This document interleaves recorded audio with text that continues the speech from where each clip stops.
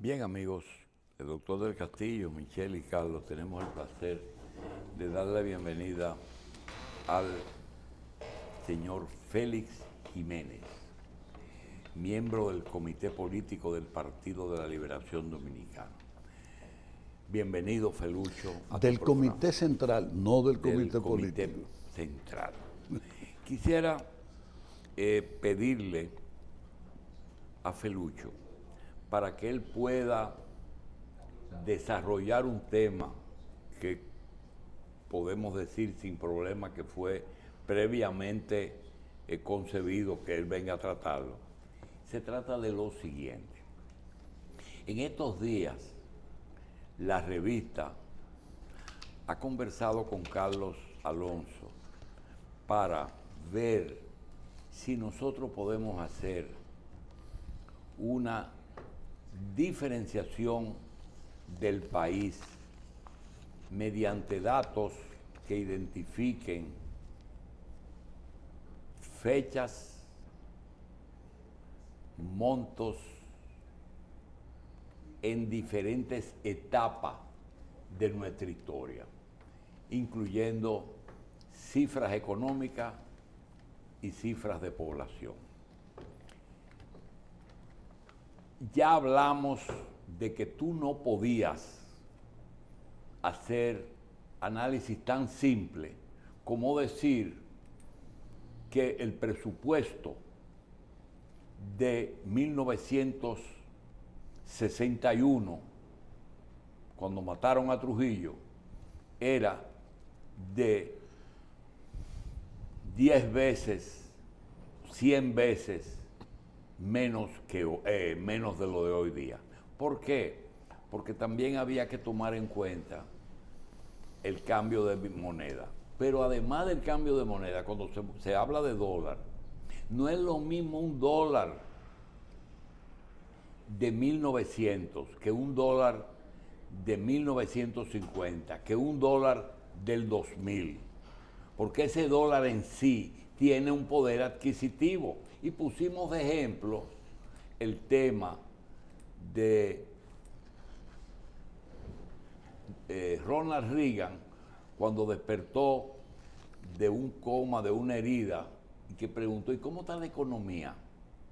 Y le dice, bueno, no ha cambiado tanto, sí, pero ¿qué ha cambiado? En ese momento los japoneses habían hecho mucha inversión en Nueva York, habían comprado 2 o 3 situaciones como Rockefeller Center y otras cosas. Pero díganme, por ejemplo, ¿cuánto vale una Coca-Cola? Entonces dice, para yo tener una idea, dice, 10 yen.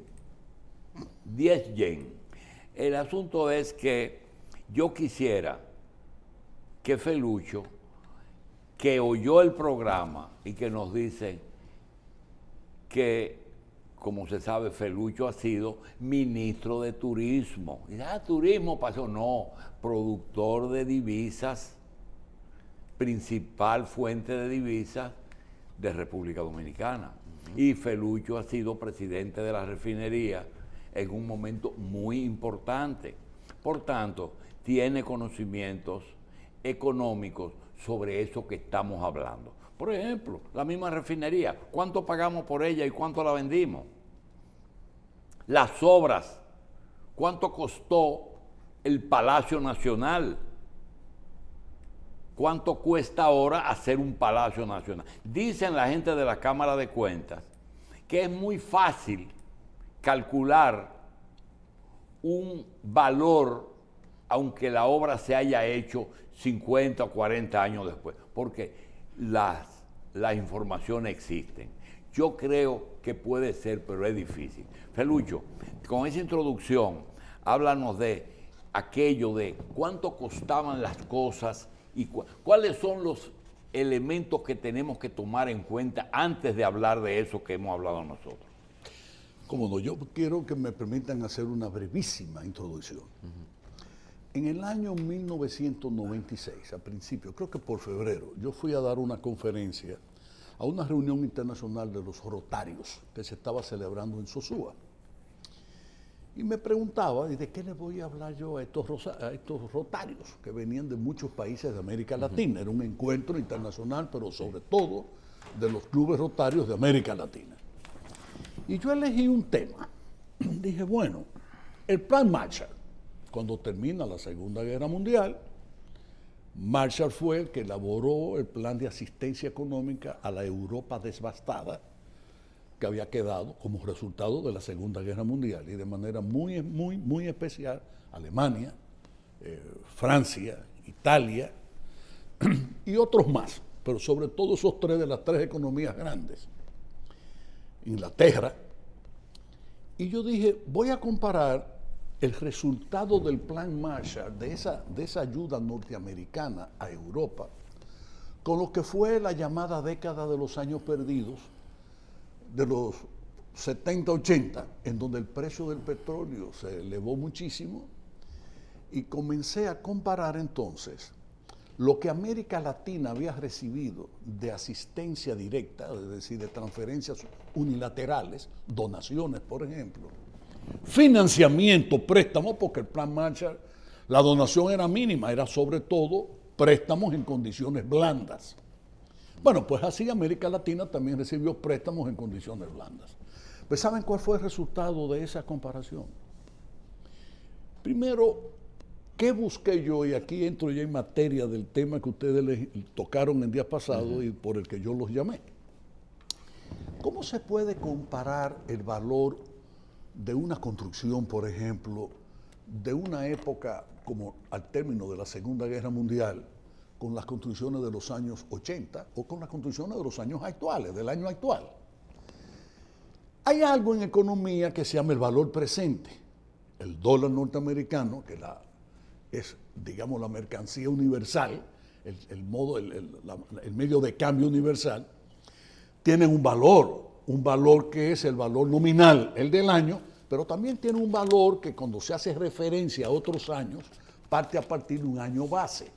Y entonces la inflación, esa tasa de inflación es la que va determinando el poder de compra del dólar del año 50 con el poder del dólar de compra del año 80 con el poder del dólar de compra del dólar del año actual, del 2022.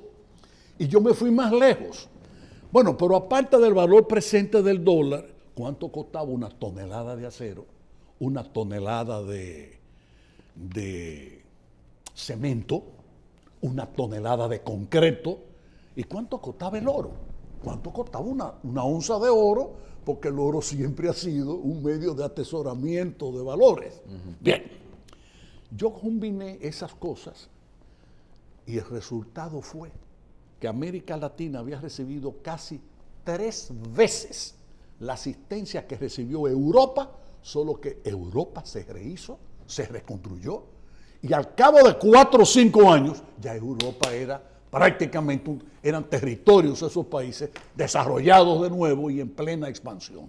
América Latina no. América Latina siguió siendo pobre, siguió habiendo miseria, no hubo ese desarrollo que se suponía que debió haberse esperado de una ayuda que casi triplicaba la ayuda que había recibido Europa después de la Segunda Guerra Mundial. Y ahí vino el elemento. ¿Qué es lo que pasa? ¿Cuál ha sido la diferencia? La diferencia es sencilla. En Europa, cada dólar que entró se destinó a la reconstrucción de Europa. En América Latina, cada dólar que entraba, un porcentaje importante se iba en corrupción. Y como se iba en corrupción, eso fue lo que llevó a la Margaret Thatcher, la dama aquella de acero de Inglaterra, a decir, cuando le pedían que por qué no se le condonaba la deuda a los países de América Latina, pero ¿cómo le vamos nosotros a condonar la deuda a los países de América Latina si nuestros bancos están llenos de cuentas de políticos y empresarios de América Latina? Es decir, el dinero se había ido, pero se había ido a pocas manos de empresarios y a pocas manos de políticos. Ahora vamos a entrar en materia. Efectivamente, cuando Trujillo es ajusticiado para el año 61... Sí, pero ya mencionaste muchos factores que inciden en eso. Naturalmente. Pero muchos más de lo que hemos visto. Pero, inclusive inflación e intereses de inversiones en... El salario, por ejemplo. Y vamos a decir esto. Yo les dije a ustedes una vez, hace un tiempo, en uno de los programas que hemos hecho, que me había pasado un poco más de 12 años investigando la historia económica dominicana. A mí me llamaba la atención, sobre todo porque Juan Bosch me había, ¿cómo es que se dice eso? Me había como picado el amor propio. Porque en varias ocasiones me dijo, tú estás llamado a escribir la historia económica de la República Dominicana, que hay muy buenos historiadores. Algunos de ellos, solo algunos de ellos, han incursionado en la historia económica. Pero han incursionado en la historia económica Perdóname que te interrumpa, sí, porque mencionaste el que posiblemente alguien que no conozca la historia diga, Felucho está haciendo gala de algo que quizás Bosch lo piropeó, pero no así. Dice, tú debes escribir la historia económica. Lo que pasa es lo siguiente, Felucho es de los pocos políticos dominicanos que puede decir de qué ha vivido. Es decir, él no ha vivido de la política. Aquí, si hay una persona que puede escribir la historia, por ejemplo, de los bienes raíces, es Felucho. Pero no porque se inscribió en el PRD ni en el PLD, porque ese ha sido, toda su vida fue. Es más, la política interrumpió en parte algún tipo de accionar que él pudo haber desarrollado. Y sobre todo en bienes raíces, dijiste cuando llegaste, antes de entrar, ¿cuánto costó el Palacio de Bellas Artes? Voy para allá. Pero don Juan lo decía además por mis estudios de economía. Yo soy egresado en economía. Naturalmente, al dedicarme ya a la actividad inmobiliaria, como tú bien dices, Junito, y a la política, fui poco a poco como abandonando lo que era propiamente mi formación académica. Cosa que felizmente, por ejemplo, no ha pasado con mi hijo Juan Ariel, que ha podido desarrollar maestrías, cosa que yo, por ejemplo, no hice en mi momento. Claro. Pero lo que quiero decir es esto. Cuando uno entonces conjuga todos esos factores, uno puede entonces ya entrar en materia y hablar con cierta propiedad. No es que uno sea ex cátedra, lo que uno diga sea ex cátedra, pero uno puede aportar elementos que pueden llevar a un juicio y a una opinión mucho más edificada. Decía, cuando ajustician a Trujillo, el presupuesto debía andar alrededor de los 150 millones de pesos. Juan Bosch, por ejemplo, cuando gobierna en el año 63, el presupuesto llegaba alrededor de 170, 173 millones de pesos. Cuando uno ve los presupuestos de hoy, señores, estamos hablando de cifras astronómicas. Estamos hablando de cientos de miles de millones de pesos. Naturalmente, entonces, ¿cuál es la capacidad de compra del peso? Sí, pero ahí te están llamando y te están diciendo, dile a Felucho que el día que mataron a Trujillo, $1 eran 95 centavos de peso y que hoy, para tú comprar $1, son 56 pesos que se necesita. Y yo le digo a ese que llamó, que es amigo tuyo, que ese no es el único elemento que hay que tomar en cuenta. No, hay que tomar otros elementos, pero a propósito de eso, también hay que aclarar una cosa. Cuando la gente dice el peso costaba $1.10 cuando Trujillo, se están refiriendo ya a sus últimos años, están hablando realmente no del peso dominicano que se expresaba en billetes, en papel moneda, sino a la morocota de oro y la morocota de plata. Es decir, cuando Trujillo había una moneda en oro. El peso en oro. El peso oro. No. El peso en oro era otra cosa. El peso en oro significaba que había un determinado valor en oro de cada billete emitido. Pero acuérdense que el patrón oro, que era lo que se usaba antes para medir el valor de una moneda, Nixon, cuando era presidente de los Estados Unidos, a principios de los 70, hubo 2 devaluaciones y luego el dólar se dejó flotar y las monedas fueron siguiendo el camino que se había establecido con el dólar. Pero yo lo que digo es, ese peso que costaba $1.10 no era el del billete, no era el del papel, sino el de las morocotas. Expresaba el valor en oro y en plata, y como el valor de esas monedas, de esos metales había subido, era natural que se pudiese expresar esa tasa de cambio en aquel momento. Pero lo que yo iba a decirle es esto. Miren, Palacio de Bellas Artes. Tengo que hacer una introducción, una acotación, porque en este país todo el que habla de Trujillo o es trujillista o fue antitrujillista. Bueno, yo era un niñito. Cuando matan a Trujillo, yo no tengo nada que ver con lo que fue ese gobierno. Pero desde el punto de vista de los estudios que he hecho y he realizado de la historia económica dominicana, resaltan varias cosas, salen varias cosas a relucir, pero con una claridad meridiana. Desde que los españoles llegaron y colonizaron esta tierra nuestra, hasta que llega Trujillo al poder en el 1930, ¿ustedes creen que los españoles y esos gobiernos habían hecho carreteras? ¿Habían construido puentes? ¿Habían construido muelles, puertos, aeropuertos? No. Tulio M. Cestero escribió un libro en el año 1900 que se llama Viaje al Cibao. Y en él da cuenta, el escritor Cestero, que los trillos de los indios, de los taínos y caribes que poblaban esta tierra, eran las mismas carreteras y caminos que tenía la República Dominicana en el 1900. Es decir, los españoles nos gobernaron 400 y pico de años y los haitianos vinieron 22 años, etcétera. Y por ejemplo, mire esos 22 años del gobierno haitiano, ¿qué le agregaron de valor a la riqueza nacional? El cementerio que está en la Avenida Independencia, frente al Parque Independencia, eso es haitiano, eso lo construyeron ellos. Y creo que el Palacio de Bourgelat, nada más. Los españoles, bueno, construyeron evidentemente la Fortaleza Osama, la Catedral, edificaciones donde está el Palacio del Museo de las Casas Reales, etcétera. ¿Qué carretera hicieron? Ninguna. ¿Cuál carretera? ¿Cuál puente construyeron? No tenía nada de eso. La ciudad de Santo... ¿Cómo se movía la gente? ¿Cómo se hacía política? A caballo. Y en barco de caballo. cabotaje. Mira, ¿quieres que te diga, Julito? Yo debiera ser Félix Ramón Jiménez Ruiz. ¿Jiménez? Ruiz. Y yo soy Félix Ramón Jiménez Jiménez. ¿Por qué? Porque Juana Jiménez, la española en Jarabacoa, su relación era con un señor apellido Ruiz y tuvo 2 hijos, Tigua y Delfín Jiménez. Delfín es mi bisabuelo. El señor Ruiz sale de Jarabacoa, se tardaba cerca de 3 semanas en llegar a lomo de caballo, de bestia, desde Jarabacoa aquí. Porque Pues ustedes no se imaginan. Tú eres medio pariente de Michel, que es Ruiz. Así. Sí, de La Vega.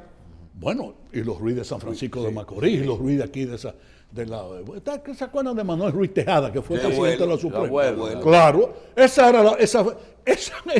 nosotros estamos emparentados. Pero bueno, ¿qué pasa? En aquella época los matrimonios no eran como ahora.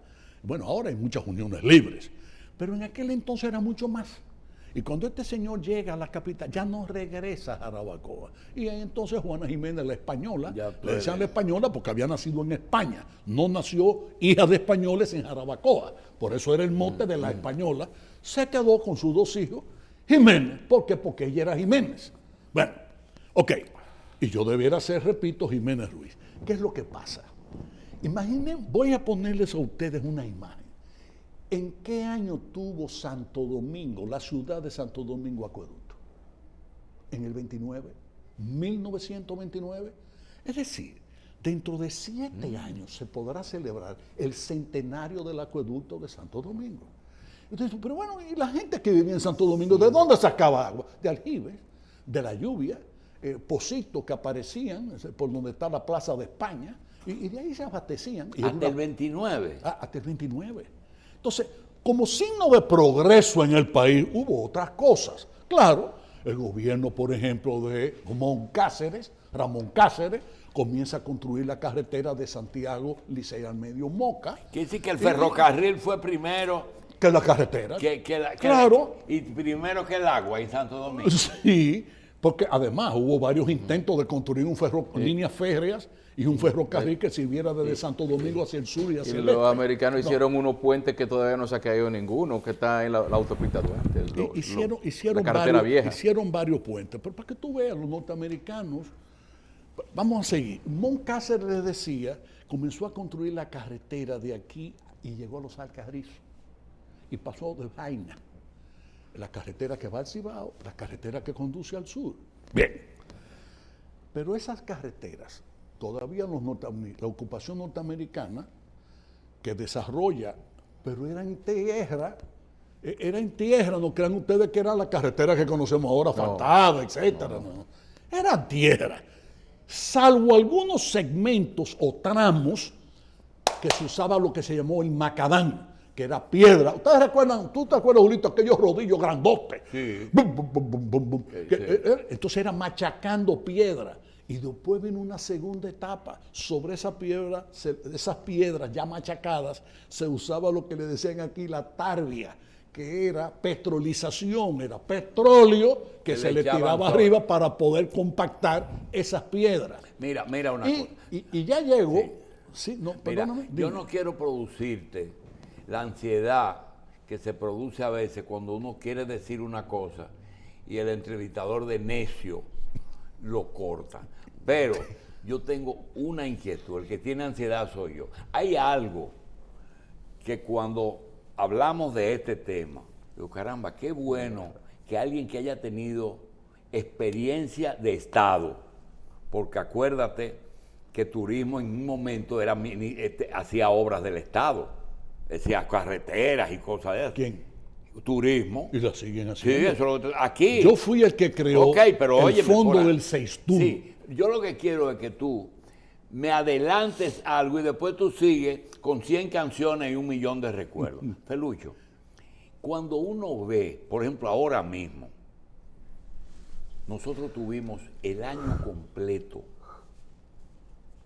del primer año de este gobierno y 6 meses del anterior, del de usted, del de Danilo, diciendo que nosotros no creemos en justicia para castigar corrupción, que preferimos la justicia restaurativa.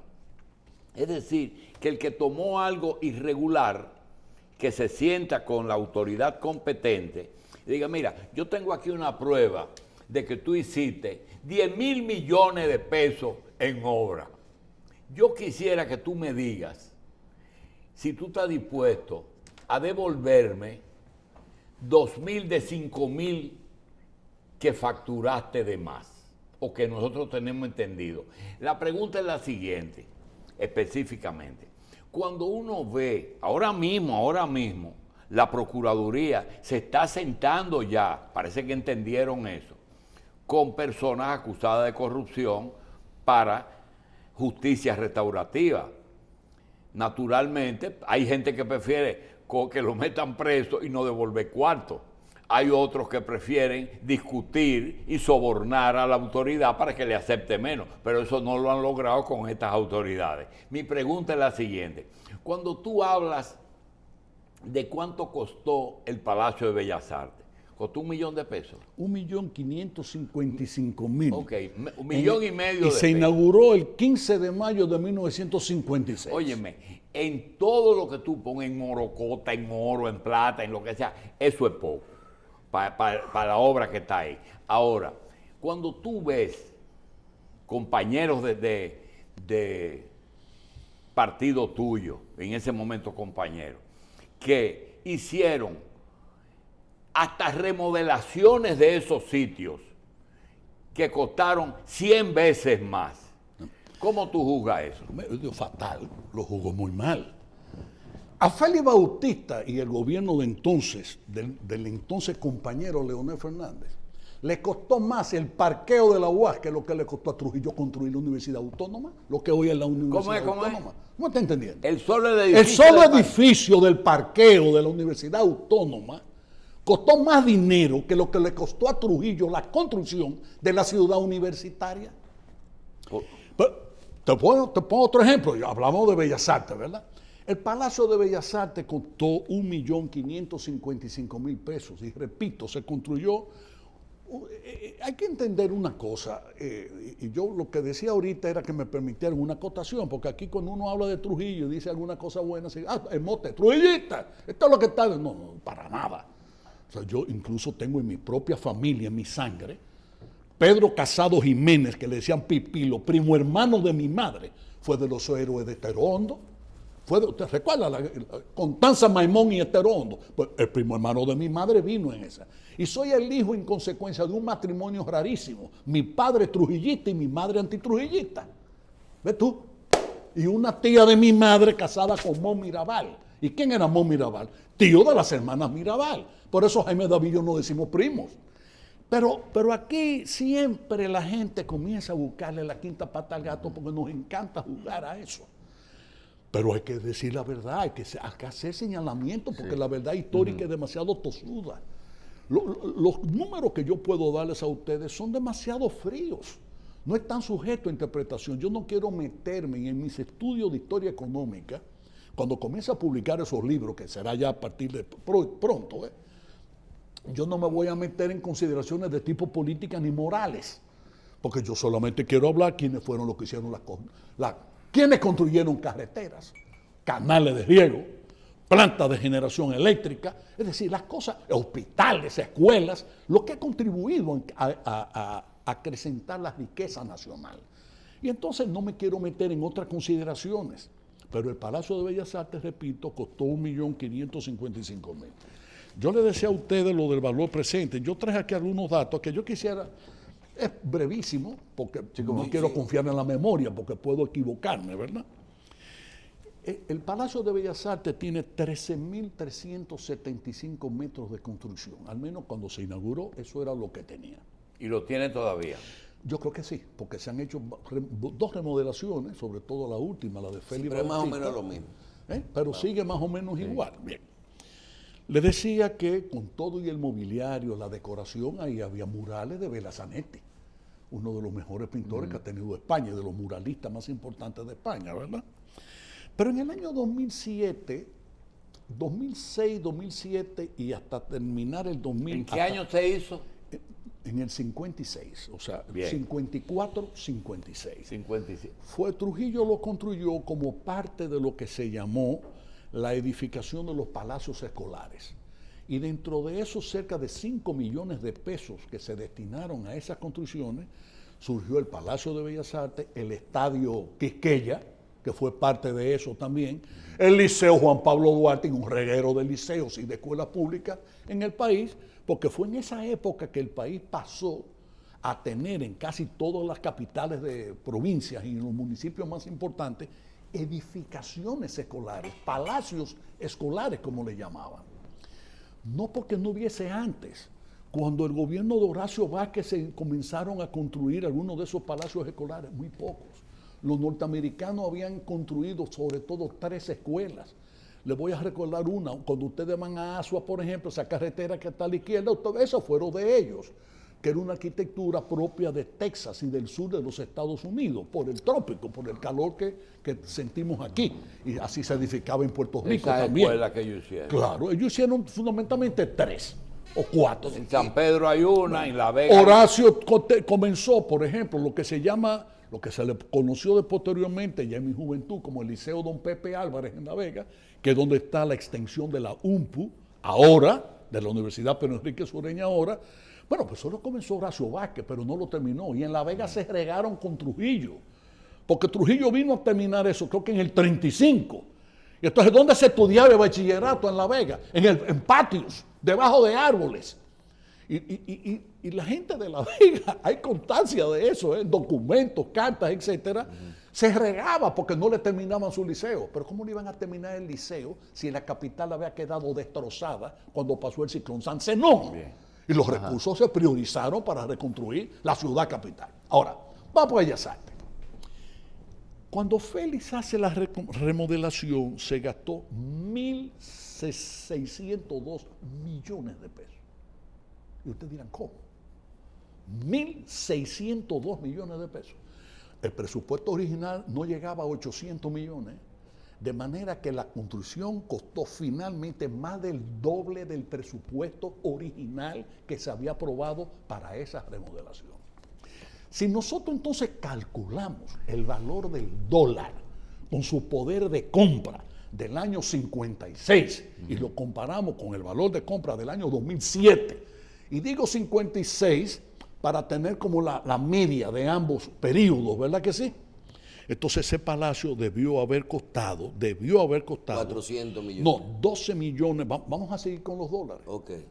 Al valor de ese año, del 2007, debió haber costado 12.3 millones de dólares.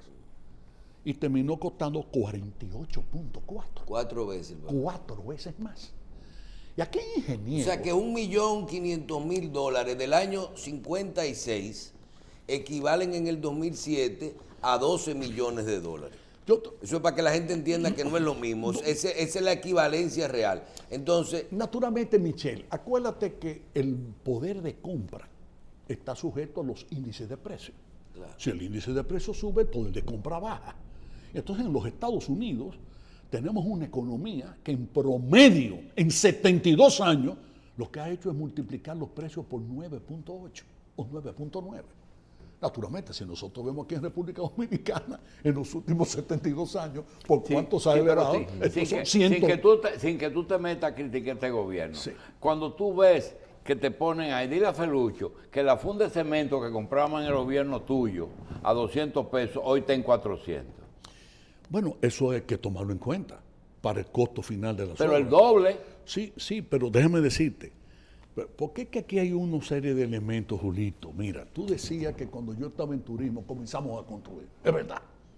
Por ejemplo, el barrio Villa Liberación. Pero eso no le correspondía a turismo. No, depende, Julio, de cómo se vea. Eso le correspondía a obra pública. No, depende. Eso fue un pleito grandísimo que yo tuve primero con Freddy Pérez y después con Víctor Díaz, porque yo quería manejar los cuartos que el cerebro mío había producido. Yo fui el que me inventé las ¿Eso tasas. se hacía con la tarjeta de turismo? No.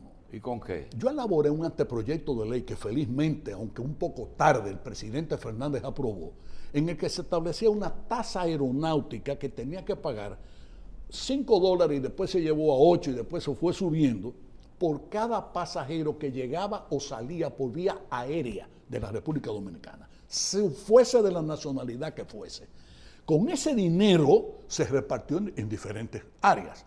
A turismo le correspondía un porcentaje X y con ese fondo creé yo el Comité Ejecutor de Obras de Infraestructuras en Zonas Turísticas. Por eso es el que Sectur. a ti hay que aplicarte la ley de expresión y difusión del pensamiento. Porque tú sueltas ahora mismo, lo que yo ideo para que ingreso, se lo voy a dar a USOE para que lo maneje en otro sitio. Lo manejo yo en turismo. Sí, eso es. No. Fíjate qué pasa, fondo Julio. especializado. Julio. Yo no creo que sea nada conveniente para ningún país que los funcionarios crean o quieran descubrir la fórmula del agua o de cómo hacer el carbón. Porque no puede ser eso. O sea, cuando yo llego a turismo, yo tenía 2 modelos en los que yo podía identificar el camino que debía trillar el país en su desarrollo. ¿De otro país? México y España. México y España. Cuba no me era a mí un modelo. Cuba fue un modelo en el siglo XIX. Y eso no era mucha aspiración. No. En México entonces está el Fonatur, que es un órgano que se dedica a desarrollar no solo carreteras, aeropuertos, puertos, carreteras, sistemas sanitarios, acueductos. ¿De dónde sale Cancún? Cancún no salió del Ministerio de Obras Públicas de México. Allá no hay ministerio, es secretaría. Salió de un fondo especial que creó la Presidencia de la República y luego el Congreso mexicano, ¿verdad? Para desarrollar polos turísticos. Por eso es que en México cada 5 años desarrolla un nuevo polo. Huatulco, Playa del Carmen, Cancún. Y te sigo diciendo, es decir, van desarrollando. ¿Y de dónde salían? Por lo menos de dónde salían. Yo tengo un libro casi terminado. Pero tiene sentido.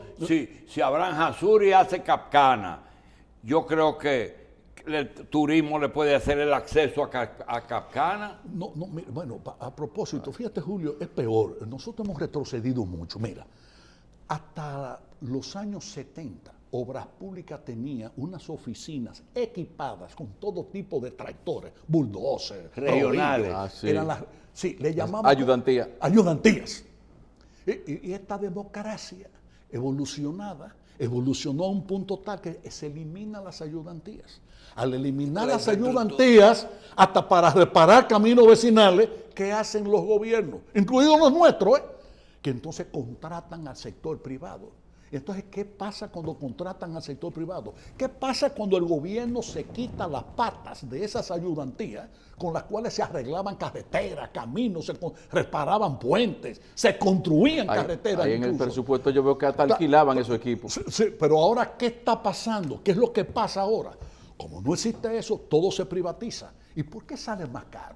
Porque le sale más caro al sector privado construir 1 kilómetro de carretera que al sector público, cuando el sector público tenía los equipos y la capacidad de realizarlo. Sí, pero por otro motivo que es peor todavía. ¿Qué hice yo cuando yo estaba en turismo?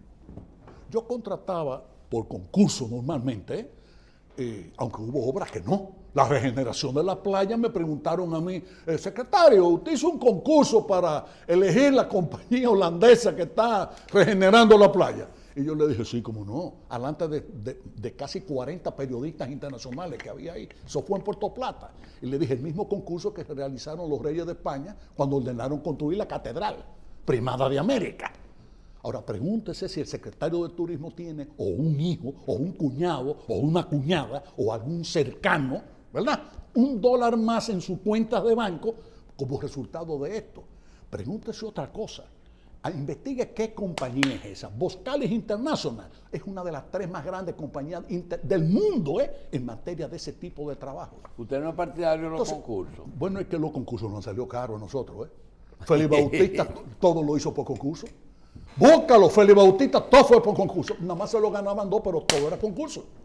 Él concursó 200 obras, pero nada más se lo ganaban 2 ingenieros. Memecito era mejor que Félix. 1000 veces. Y Guaró Aliranzo. Y José Delio Guzmán.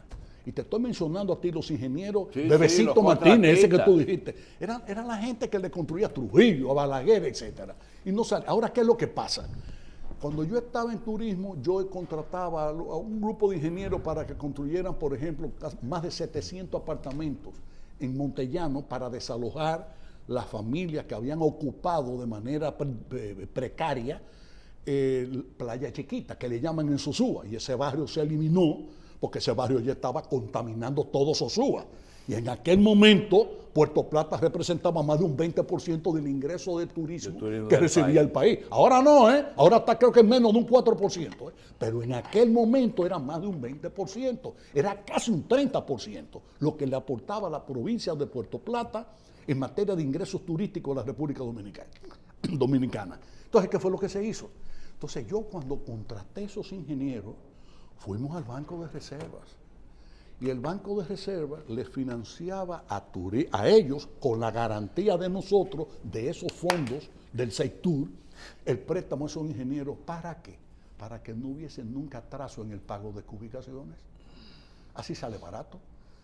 Caro sale ahora, Julito, que le dan, en cualquier gobierno, yo no digo el de Luis, en cualquier gobierno, le dan una obra a X ingeniero, a X compañía, y esa compañía, ese ingeniero tiene que calcular que como no le van a pagar en los 2 años en que él va a terminar la obra, sino quizás tienen que esperar 5 años, 6 años, 7 años, todos esos valores que son mucho más altos que los intereses que se pudiesen consignar según la política que nosotros establecimos y ejecutamos, y entonces la obra termina costando 2 y 3 veces lo que debió haber costado. Bien, vamos a dar gracias a Felucho. A los que han llamado, quiero decir que Carlos promete que le va a averiguar cuánto costó el Palacio Nacional cuando se hizo, a los que están llamando, ¿verdad, Felucho? Pero eso es fácil, yo te llamo ahorita mismo. Yo tengo todas esas informaciones. Claro. Julito, yo tengo las informaciones de lo que construyó cada gobierno dominicano. ¿Desde cuándo? Desde el año 1493, cuando se fundó la Isabela, en el segundo viaje de Colón, hasta el año 2019. Ah, pues tú eres el hombre. Yo, loco y medio. Felucho Jiménez.